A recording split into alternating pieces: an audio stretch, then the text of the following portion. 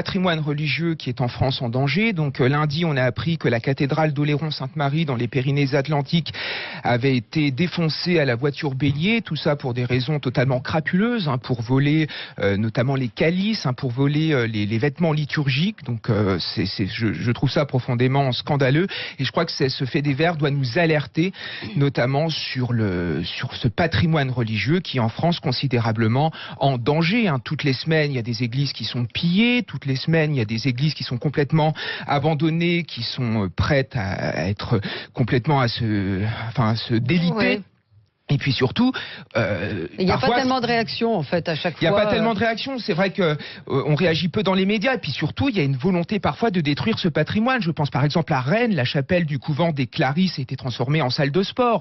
Il y a une chapelle à Écully dans le Rhône qui a été métamorphosée en agence AXA. Enfin, ça doit quand même nous alerter. Et en France, il y a environ 100 000 édifices religieux. Sur ces 100 000 édifices religieux, 95% sont catholiques. Il y en a 500 qui sont directement menacés et 5 000 qui sont directement en souffrance. Donc je crois qu'il faut faire quelque chose. Donc il y a des choses qui sont faites, il y a des dons notamment des particuliers qui pullulent, il y a parfois les pouvoirs publics qui font également des dons pour restaurer ces églises, mais ce n'est pas suffisant. Je crois qu'il faut se dire qu'à chaque fois qu'une église se délite, à chaque fois qu'une cathédrale tombe en ruine, c'est la France dans sa dimension culturelle, dans sa dimension identitaire, dans sa dimension économique, qu'on assassine. Et je crois qu'à un moment où la société française connaît des troubles identitaires, il est bon de réaffirmer ce qu'est la France. La France est d'abord et avant tout chrétienne. Et j'aime beaucoup cette phrase de Philippe de Villiers qui disait « Là où les laïcards ont fait le vide, les islamistes la remplissent ». Donc réaffirmons notre identité, réaffirmons ce que nous avons été, ce que nous sommes, ce vers quoi nous voulons aller